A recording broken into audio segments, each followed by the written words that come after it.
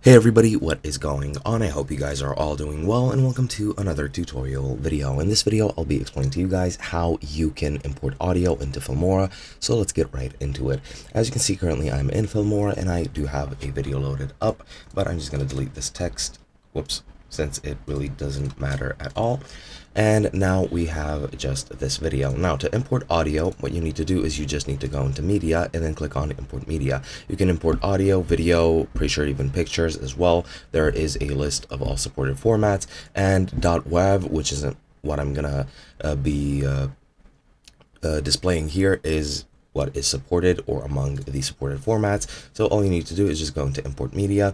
Now I just placed the audio file over here in the preset video file where the user guide is, and as you can see, we have this WAV file over here. It's just a royalty-free audio I've downloaded off of the internet, and I'm just going to select it, click open, and as you can see, now it imported the audio. Now to actually use that audio, what you need to do is just click it and drag it over right below the video that you want right here in the audio track, and that is pretty much it. I'm going to crop it like this, even if I can't, so let me just cut it up over at the very end of the video, and I'm just going to click the crop or the cut